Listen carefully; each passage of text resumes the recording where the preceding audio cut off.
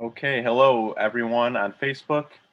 This is another episode of What's the Tea with Anew, Building Beyond Violence and Abuse. My name is Zach, and I'm a community educator here. And before we even talk about the episode, I just want to introduce our guest for today. We have Stacey Harris Jones, who is a professional counselor and has lots of experience and expertise in domestic violence. So, Stacey, thanks for being here today. Thank you. Thank you for inviting me. I was very happy and honored to be a part of this. Awesome. And so, for everyone to know, this is the beginning of Domestic Violence Awareness Month, which is in October. So, I know we're going to be a couple of days early starting in September, but we might as well get started. We're going to do a DVAM series, and this is the first episode of that. So, going to be a little bit of an intro, and we're going to bring out a couple of visuals and talk about working with survivors and a few other things. And then the next few Tuesdays, all at 1 p.m., we're going to do episodes on, we're going to take a deeper dive into types of abuse like emotional abuse, physical abuse, sexual abuse, property abuse.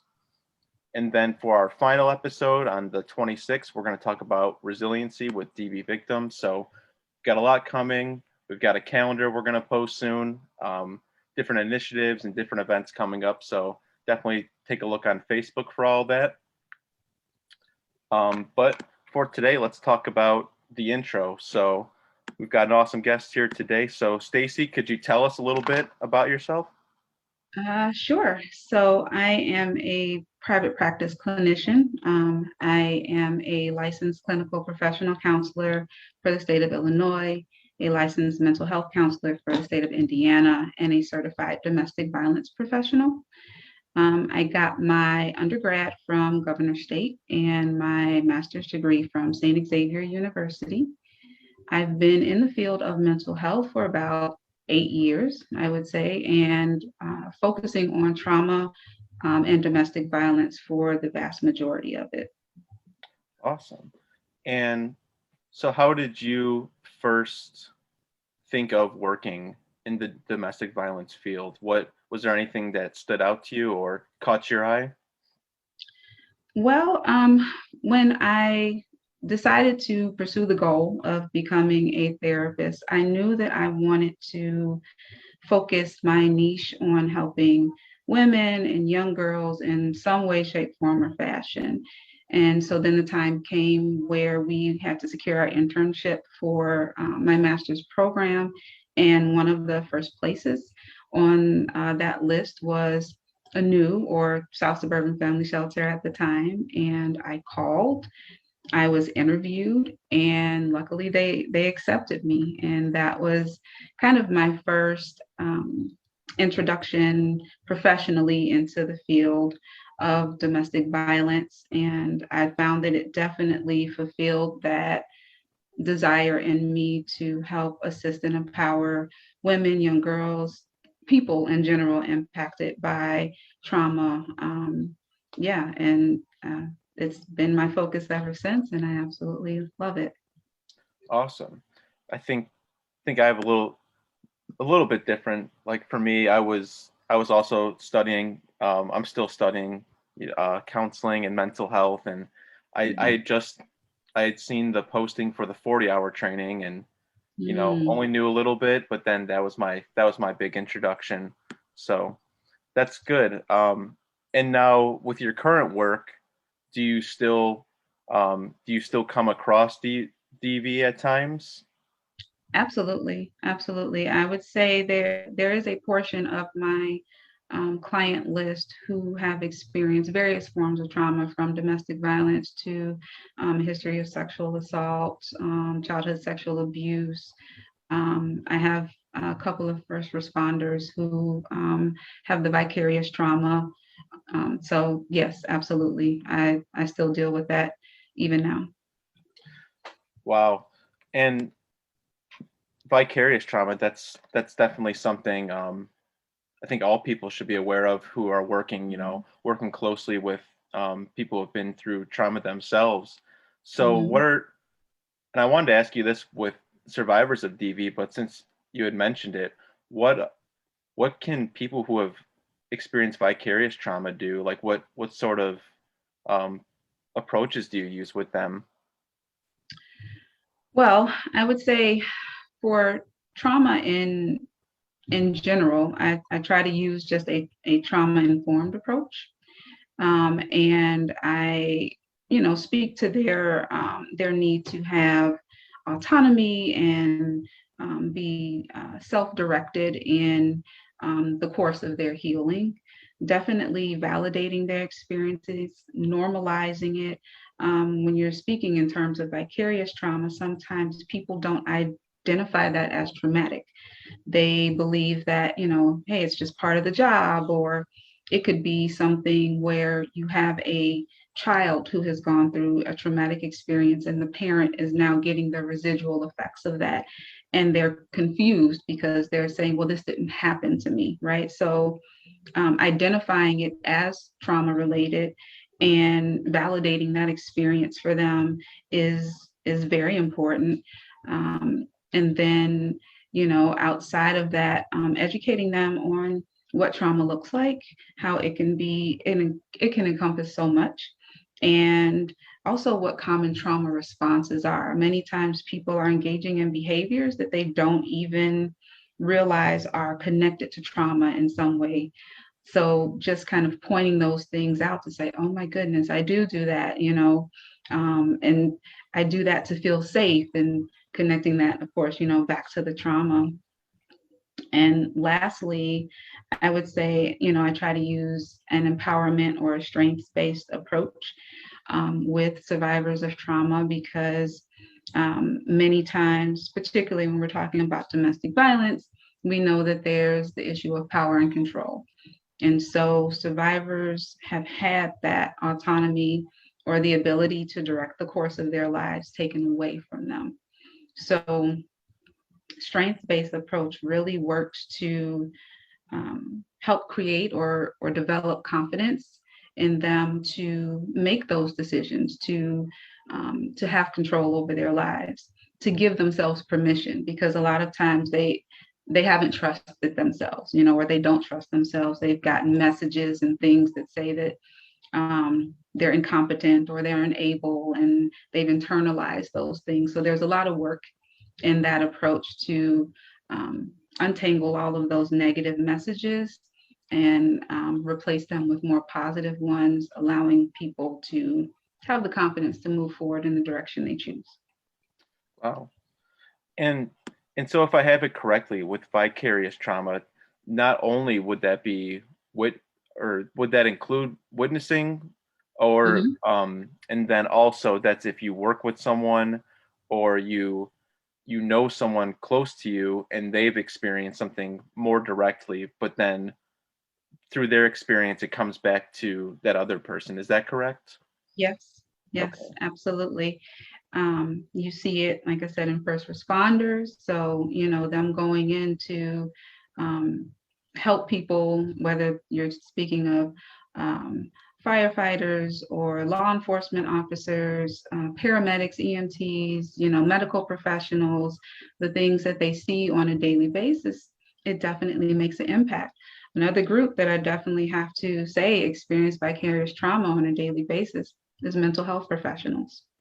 And so, making and creating space to sit with people in places of pain and trying to maintain a boundary that doesn't um, kind of pull you in can be a bit of a struggle. So definitely, you can experience vicarious trauma in all of those different situations. Wow, absolutely. Do you have a self-care routine or anything that you do to kind of give yourself some time for yourself? Absolutely. Absolutely. I am a big believer in, taking my vacation days or my sick days, or, scheduling downtime for myself. I enjoy reading or listening to podcasts or things like that, getting out, getting some fresh air, time with family and friends. And I also have my own therapist. So so that I can work through some of those things and I'm not holding on to them and, for it to be so heavy. Awesome. And I wanted to go back to working with survivors of DV. So, Mhm. as you had mentioned, you're still seeing that not even just working for a specific DV agency, but just through private practice and people who Mhm. sought counseling sort of on their own. Um, Mhm. I want to know if you're using those same those empowerment approaches, and also was that surprising still of how common it was, even though you had already been in the field? Mhm. I I just wonder about that. It was, but it wasn't, because we know the statistics, right? Hmm. But when I started in private practice, I kind of went into it with the mindset of, oh, I may see people who are experiencing some difficulty with life transitions or they're having some anxiety. And what I found is, as we're developing rapport and really getting to know one another, they start sharing information about some of the relationships in their life. And um, they're not very healthy. And some of them, a portion of them, have been outright abusive, but that particular client didn't even identify it as such, So I really did rely and have pulled from the skills that I've learned throughout my career about domestic violence to help educate them on that. Absolutely. Now, I think you had mentioned it earlier, do you use like some of those psychoeducation resources? Like, do you ever pull out like the power and control wheel and like literally go through it and do it like a psychoeducational way? See, going for the yes. Yes, yes, absolutely. The power and control wheel is timeless as far as I'm concerned, and very eye-opening for survivors to kind of identify because people hear domestic violence, they think physical abuse, broken bones, bruises, things of that nature. They're not thinking about the financial abuse, or they're not thinking about the intimidation, the isolation, um, or the use of kids, or there's all these things that they're just like, wait, that's abuse. So having that power and control wheel is very helpful, and also using educating them on the cycle of violence. Awesome. So real quick, just since we're on the topic and we're doing, the DV intro, I would like to just share um, those two resources here. So let me share that, and I'll start with the power and control wheel, so we can show everyone what we're working with.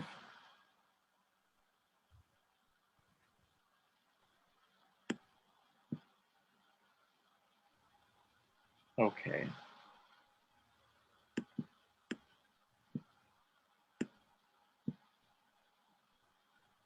Can you see that okay, Stacy? Mhm. Okay. So as you can see, we've got the power and control wheel, and you can bring this out and show, as Stacy had mentioned, there are different types of abuse. So starting in the top left here, like using coercion and threats. Um, of course, that's not physical, but if you're threatening someone, you're threatening something physical, and it all varies too, depending on someone's specific situation. Like, unfortunately, you see on there like threatening to commit suicide if your partner leaves, or um, maybe if someone um, is going through, legal status or something like that. They're trying to get residency. They can threaten to report them. So using threats and intimidation, using emotional abuse, which we have an upcoming episode on all about very soon, like putting someone down, name calls, crazy making. These are all coming back to different forms of power and control, which is the main dynamic for domestic violence. Stacy already mentioned using isolation. Um, do any of these in particular stand out to you, Stacy, that are on here? um, I would say probably the um, isolation and the minimizing, denying, and blaming are ones that come up most frequently, where people do not realize that it's happening until it's already happened.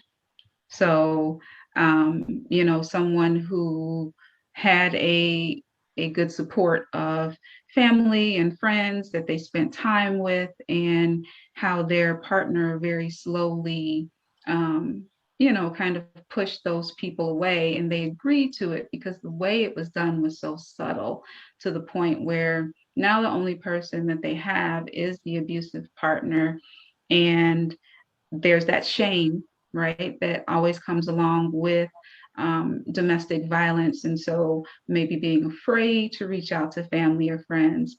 And so a lot of times when they come in and they talk about their experience, one of my questions is, what does your support system look like?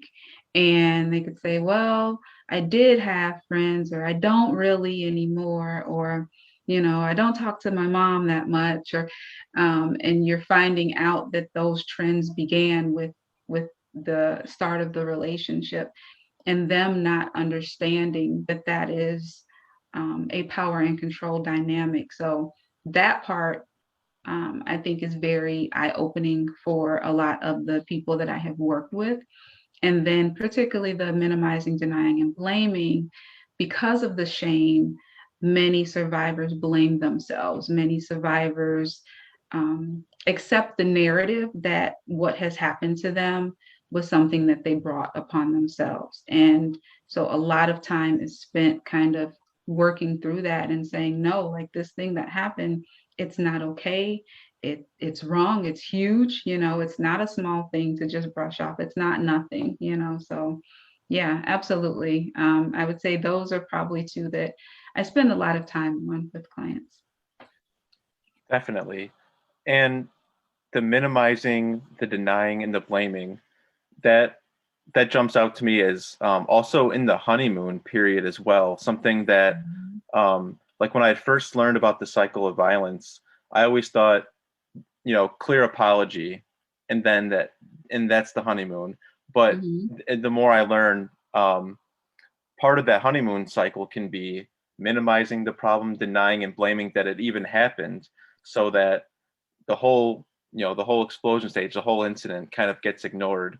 Um, do you see part of that? And I also wanted to ask, because you mentioned the cycle of violence, Mm-hmm. and you used that the visual as well. Mm-hmm. Does that sort of click with clients when you kind of show them that cycle? It does. I still use, so I had a copy somewhere in a folder of the cycle of violence graphic that I got during my internship. And the graphic, and I know it's been kind of expanded upon over the years, but I like the original graphic because it's based on the concept of a storm.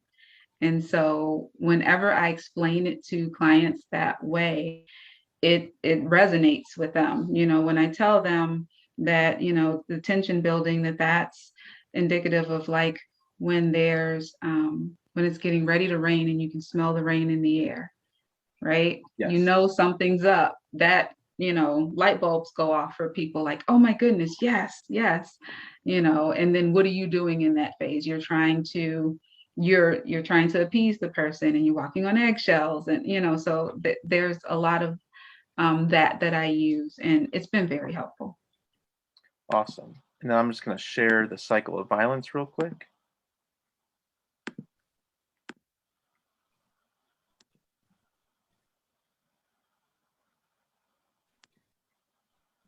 Okay. And these three steps, as Stacy was just explaining. So the cycle of violence, essentially, it is a relationship pattern that these power and control relationships tend to fall into. And I kind of like to start with the honeymoon, as we said, and I'll just go through this Mhm. very quickly. But I did want to kind of put a visual up to it. I don't have the one with the rain clouds on it with me, but I do know that one. Yeah. So the honeymoon, I think that would be, is that the sunshine? Because Hmm. things are Yeah. a-okay. Okay. So, it's like a new relationship. Like when that begins, people say, well, you go through the honeymoon period where there are no problems, everything appears to be smooth. And Hmm. then with that thunder or those warning signs, that, Mhm. there's about to be a storm. That's the tension building stage. And you can see there's a victim response and a perpetrator response for each side. And that's the walking on eggshell stage. That is the nitpicking, the put downs, maybe increase in drug or alcohol use. And then it really becomes the cycle with the explosion stage where the abuse kicks in.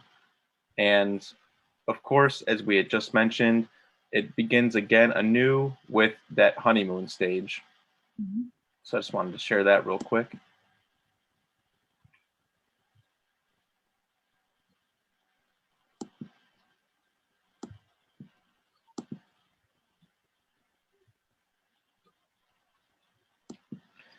Okay, so got the power and control wheel, and we've got the cycle Mhm. of abuse. So I was wondering, because you go through the vicarious trauma, we've been through the survivors, and it Mhm. can be heavy. So could you tell us like what's some of the more like rewarding parts about working with clients who have gone through such difficulties?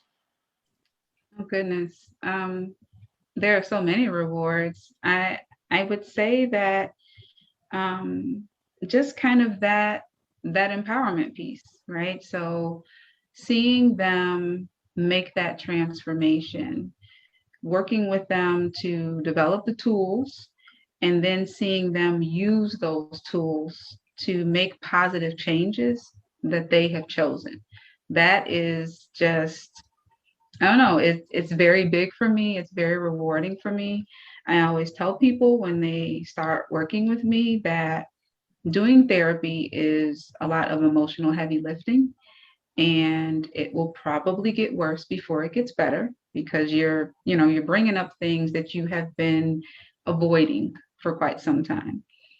But if you do the work, the reward on the other side is well worth it. And so to see them do that work and make those changes, like I said, it's been great. It can be something as simple, but it's not really simple. It's actually pretty big, as a survivor realizing that the abuse is not their fault, right? For them to finally accept that this is not something that I did, or I am not wrong,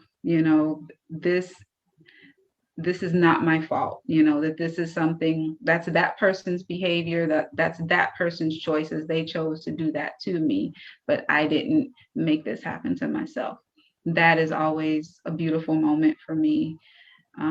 I've seen survivors go on to do things like, have the courage to go back to school or start businesses or purchase their first home, or even people go out and advocate and work and assist others who have been impacted by domestic violence. It's all just kind of an honor to witness. So that's the rewarding part of doing this work.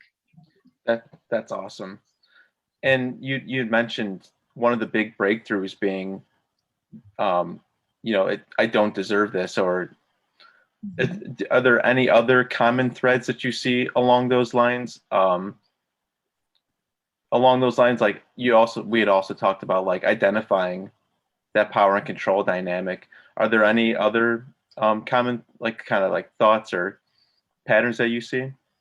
Um, I would say that once you kind of start delving into the relationship that brought them in for services to begin with, there is this expansion to the relationships in their life in general, and seeing those unhealthy patterns in some of them. So, I, a lot of the work that I do with survivors of trauma, but also just my general clients, is a lot of boundary work, and what that means to have boundaries, that there are rules of engagement for interacting with people, but there's also rules of engagement for yourself. And that's another, I think, transformative kind of piece of it, where people start to um, learn how to have boundaries with themselves and understand themselves better and identify what they want and need for themselves. that has been a part of it as well. Um, and like I said, just kind of putting a name to what people are going through. You know, people will say things like, "I thought I was crazy." Nope, nope, not at all. You were going through something rough, you know. So yeah. Yeah, absolutely. Well, I'm really glad we were able to kind of get some of this information out there. As you were saying, a lot of times when you're showing this with clients, it's the very first time they've heard it. So Mhm. I'm sure someone, you know, today or upcoming soon will see that power and control wheel or the cycle of violence for the very first time. And um, I think information is, you know, it's one of the biggest steps. Mhm. So is there anything else that any last thoughts or anything about your work that you wanted to share? Um, I guess just that I am very thankful to my start with Anew, because it's definitely helped direct the trajectory of my career and ignited a passion in me that I didn't even realize was there. So, you know, the work that you guys do, all DV agencies across the state, across the country, is amazing, very, very important work. There are so many people who have been impacted by the issue of domestic violence, and I do think it's important through mediums like this, through your local agency or what have you, to get the word out, to educate people and empower them. And I'm just glad I've been able to be a part of that. Awesome. Well, thank you again so much for coming on. I think it's a great start to our month. And for everyone else, thank you for listening. We will be back again next Tuesday, same place, right here on Facebook, same time, and we'll have some different tea for you all. So thank you again. Thank you.